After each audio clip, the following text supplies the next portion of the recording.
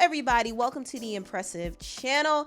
Megan Thee Stallion went on live and she addressed her ex-boyfriend Pardi's diss track, and she also spoke on the Tory Lanez case because there has been some new details that have come up. In fact, one of the witnesses, the driver, said that he actually saw Megan's ex-best friend Kelsey with the gun, not Tory. And this, of course, has a lot of people talking, and Megan went online to address it. Now, I first want to talk about this whole situation with her and Pardi.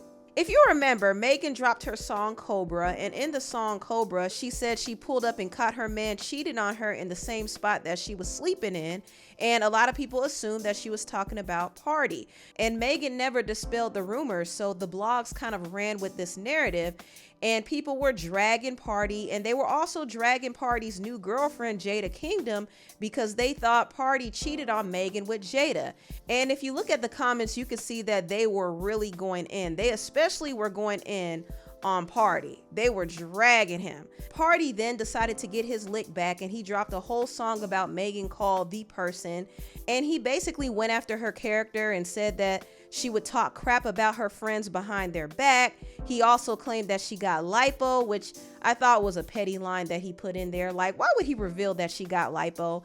Why does that even matter? But anyway, he was going in on her, and then he even revealed that she was the one cheating on him. He said she would lie about the different guys that she was texting. He claimed that she had him beefing with men that she slept with, like the baby and Tory Lanez. He also alleged that she smashed her producer, Lil Ju Made the Beat. I mean, he really put her out there, and he sounded hurt. He even wanted to propose to her and everything, but he was just upset at the fact that she lied to him about the guys that she was dealing with. And yeah, Megan has been linked to different guys in the industry. And while it's none of our business who she sleeps with, it obviously affected her relationship with Pardi, which is why there's so much resentment there. But both Pardi and Megan cheated on each other. Pardi said all that about Megan, but he never once denied that he cheated. That's one thing I noticed. So I believe they both were cheated on each other. Megan probably cheated first and he got his lick back. Either way, they were supposed to be in a relationship and they both were hurt by each other. And I think as artists, they both have a right to express themselves in their music. But I will say, I think Pardi probably took it a bit far by dedicating a whole song to Megan. I thought a simple sub would have sufficed. She subbed him, so he could have subbed her back, but he decided to do a whole song about her. And I thought it was petty, to be honest, but he felt the need to defend himself because he felt like he was being unfairly attacked. With that one line, a lot of people are like, oh, it's one line. That one line, like, made people not want to interview me. Like, you know what I'm saying? Like, what? Like, this is proud of me saying anything, making any song. I'm like, oh, nah, he's this, he's that. Did people box you out because of that? Because you said people didn't want to talk to you, do interviews. Absolutely. Really? Absolutely. Y'all haven't heard me say anything at this point. Y'all heard a line in a song and now I'm this, and y'all don't want to interview me. This person who's been so quiet. So is that something she accused you of, getting head in her bed? It's a loose interpretation of events. My perspective and my reality was very different.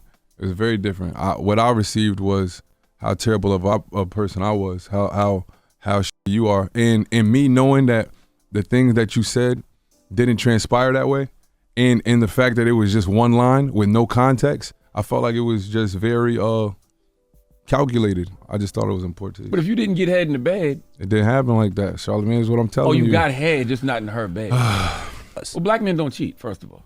They definitely don't cheat first. But you know what I'm saying? Now, Megan responded to Pardi, and this is what she said. When I got in a relationship, all that shit was deleted. I was sat the fuck down. I was seated. I was very much happy where I was at. If this man is saying, I didn't cheat on her, I didn't do that, well, why the fuck is you responding to me? Do you know how many niggas y'all claim I done fucked with? Why are you answering? Why are you trying to make that shoe fit? Was it you getting your dicks up in the same spot I was sleeping? If you say it wasn't you, why the hell is you dissing me? Like, what the fuck is going on? Why are you talking to me? If you said I wasn't talking to you, I wasn't talking to you. Like, you just wanted to fucking find a reason to bash me. It seems very strategic. Like, it feels like they getting on Megan ass All right, let me go get on her ass too. Like, if I'm not talking about you, why the hell are you talking about me? Like, what's happening? And should I not defend myself? Like, should I not come on here and say, what? Like, I don't have anything bad to say about my ex. I genuinely don't. Like, if I'm not talking about you, why are you talking about me? You say I didn't cheat. So why you thought that bar was for you? Why are you making the shoe fit, Cinderella? Like, you squeezing your foot in there, friend. If it wasn't you, why the hell is you talking to me? That doesn't make sense. Honestly, I wasn't feeling this live at all. I think Megan was gaslighting Pardi. She definitely was talking about him. She didn't have to say his name for people to know that she was talking about him. Major blog sites were pushing this narrative. TMZ was pushing this narrative. People were dragging Pardi in his comments. And Megan could have cleared his name, but she didn't. And the reason why she didn't is because she was talking about him. I mean, duh. She was talking about him, and I do believe Pardi cheated on her. I also believe she cheated as well. It is what it is. They both aren't victims in the situation. Megan can gaslight all she wants, but she knows good and well she was talking about Pardi, and she wanted to throw him under the bus. And Pardi knew exactly what he was doing by dropping that whole diss song. He's now getting more attention than ever. So to me, it just seems like a clout move on his part. Now, moving on, I want to talk about Megan addressing these new updates in this whole Tory Lanez case. Last year, Tory was found guilty of shooting Megan Thee Stallion, and since then, he has been trying to get an appeal.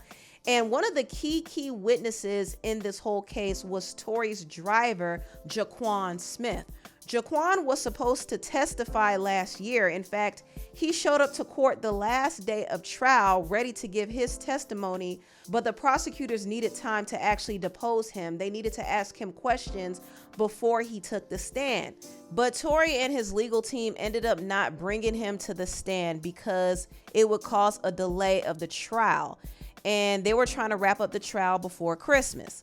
But it was a dumb decision because Quan should have taken that stand. He was the only sober one that night, and he was the only one who could have a proper recollection of what happened.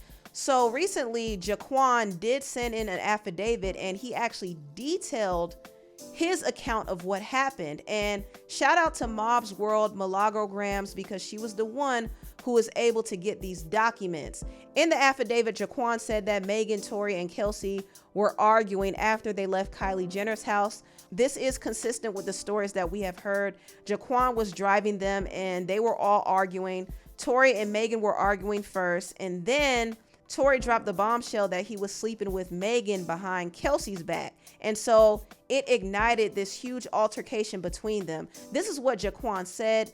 Miss Peath, also known as Megan, started the argument again, and Miss Harris, also known as Kelsey, asked what was going on. Mr. Peterson, also known as Tory Lanez, told her that he and Miss Pete had been dating and intimate. Miss Harris was upset by this, as she and Mr. Peterson had been dating in the same manner prior to any relationship with Miss Pete. Miss Pete and Miss Harris began fighting. I pulled over to stop them. Miss Pete and Miss Harris got out of the vehicle and continued to fight, both verbally and physically. I broke up this fight and was pulling Miss Pete towards the back of the car. I saw Miss Harris with a gun in her hand. Mr. Peterson ran from behind Miss Pete and myself towards Miss Harris. Mr. Peterson and Miss Harris began struggling as Mr. Peterson tried to unarm Miss Harris. I was still pulling Miss Pete and did not see who shot the weapon. I was lucky I was not harmed, and in my opinion, Miss Pete was also fortunate. The whole incident happened so quickly, within just a few minutes. This is very interesting because a lot of people do believe that Kelsey was the one who shot Megan. And even when I was covering the trial and finding out details about what was going on, I kind of felt like maybe Kelsey had something to do with it as well, because it just didn't make sense to me that Tory's DNA was inconclusive on that gun. Like, if somebody were to shoot 4 or 5 times in a row, their DNA should have absolutely been conclusive on that gun. But Tory's DNA was inconclusive, and also his DNA wasn't found on the magazine of the gun. Also, there was gun residue not only on his hands, but also Kelsey's hands. But what's interesting is Tory was the only one who got fingerprinted that night. Kelsey didn't get fingerprinted. So we don't know if she handled it or not. All we could really go by is the different accounts and testimonies. Another independent witness who saw what happened, named Sean Kelly, also said initially that he saw the muzzle flash closest to Kelsey. This is what he initially told the police. And when he was asked about it in court, they said, "Did you say that after you saw the two girls fighting, you saw one of the girls shoot, sir?" He said, "I believe so, but thereafter, did you say that the shorter guy, got involved at that point trying to take the gun away?" And the prosecutor, Mr. Bott, said objection, but that objection got overruled. And Tory's lawyer asked again, "Is that what you said?" And the witness said, "Yeah." But then this same witness said that he saw Tory with the gun. So his testimony was a little conflicting, but he was the most reliable witness in the whole trial. His testimony, along with the text that Kelsey sent and the jail call apology, pretty much convinced the jury that Tory was guilty. Even though he did not specify what he was apologizing for, it was still incriminating enough. So this is why Tory is in prison now. However, Jaquan Smith is saying something different. He's alluding to Kelsey being the shooter, and he pretty much said that Tory was trying to grab the gun from Kelsey's hand. Now, I believe that while they were wrestling over the gun, it went off accidentally and Megan got hurt in the process. So in my mind, I think the blame could have fallen on either one of them. And this is probably why Kelsey made sure to get that immunity deal, because she had to protect herself in the event that she was going to be pinned as the shooter. Tory should have taken the stand. He should have defended himself and said, "This is what happened." But I think he got bad legal counsel and his lawyers weren't the best. Also, he probably was scared to take the stand because the prosecutors would have brought up his past. And not only that, it is possible that he might not have wanted to throw Kelsey under the bus, because when Kelsey took the stand, she didn't throw Tory under the bus at all. In fact, she acted like she didn't know what happened that night. She said that she couldn't recall anything. So it's possible that Tory probably didn't want to throw her under the bus either. But either way, it was a dumb decision. He should have taken the stand. If he knew that he was innocent, he should have taken the stand and said what happened. But he and his legal team were very confident in the DNA results, and they thought that was going to clear him. But that's not what happened. Now, Megan Thee Stallion did react to the news of Jaquan Smith's affidavit circulating online, and she was very upset about the whole situation. And this is what she had to say. Motherfuckers is getting denied every time they try to set a motion for a new trial. So they trying to pull shit out the air like, okay, let's do this now. I'm not about to keep going with y'all. Y'all defending somebody who didn't even take the stand and defend themselves.